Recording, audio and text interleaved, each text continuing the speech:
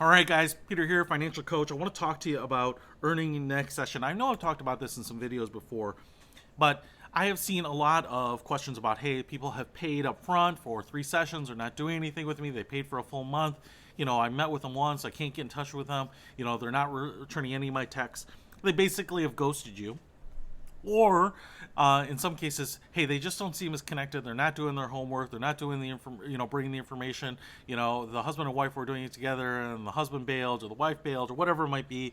And so there are all sorts of signs that you're not adding value in every session. And here's the problem, I think, that it comes down to, and what I wanted to talk about is that I think people, financial coaches, think that the role here needs to be very passive. And I think the problem that I see with financial coaches is that because after you do some financial coaching training, you're taught to kind of pull information out from people, to really listen, to 2 ears, 1 mouth, right? We want to listen twice as much as we want to dispense information. And I would say that the ratio is probably wrong in the coaching that I've observed, right? So when I evaluate my coaches, when I coach myself, when I've listened to actually coaching calls and some other people, what I've noticed is that the relationship is really more 50-50, and that the coach is often sharing information, maybe even just encouragements, but often financial education, information about accounts and different strategies or whatever it might be, at about the same rate that the participants are serving it. Now, not necessarily on an ongoing basis, but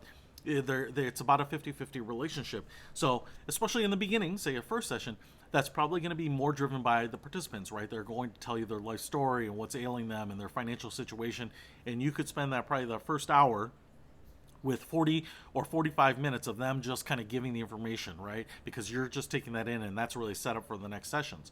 But in most cases, once you start getting into the sessions, what people are looking for is, I think, satisfaction out of each individual session. So if I'm a client and I'm coming back to you after session 2 and we're talking about budgets, and I've gotten some good tips in session 1, and I want to use them, and I want to give you some feedback and tell you what's working, what's not, right? What I want to know is, like, what's next? What else should I try? Some of these things. What are some of the things that have been successful for other people? Hey, I tried the app version, and that's just not for me. I'm more of a pencil and paper person. So what do you have in terms of ideas for someone like me that might be really analog, or vice versa?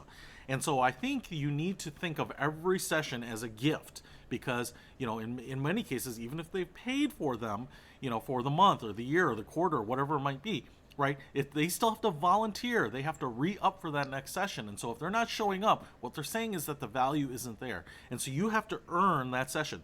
So a lot of people, I think, are waiting. They're waiting for this opportunity. They're saying, hey, this is a good session. I'm getting a lot of information, but let's wait till the next one before I give you some good tips.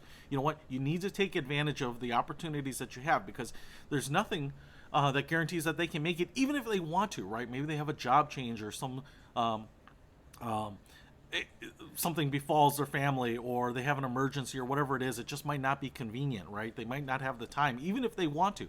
And so you have to be reverent with the time that you have, and deliver as much value and pack that in as much as possible. And obviously to the pace that they are willing to work. If people have a slow pace and a slow cadence about things, then you want to make sure it's appropriate for them and not overwhelm them either. And so it's always going to be a little bit of a balance.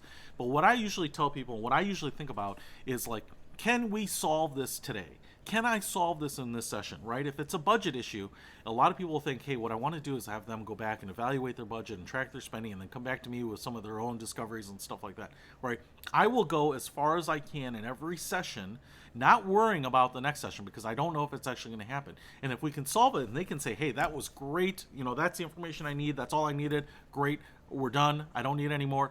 My point as a financial coach, my responsibility is to get them enabled as quickly as possible, not extend my sessions out, not create as much billable time as humanly possible, right? It's not about me and my business needs. It's about helping them become as self-sufficient as possible, and as successful as possible, right? And my hope there, and my trust, is in the fact that if I do that right for them, they will tell other people that, hey, we worked with this person, it only took 2 sessions, and we really feel good about where we're at, and we're making fantastic progress.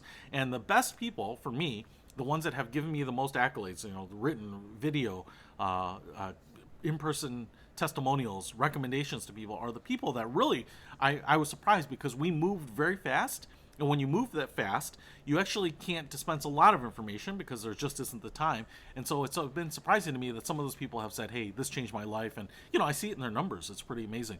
But, what you want to do is try to get people as quickly as possible. Because I've also heard the idea that people need to be coached forever.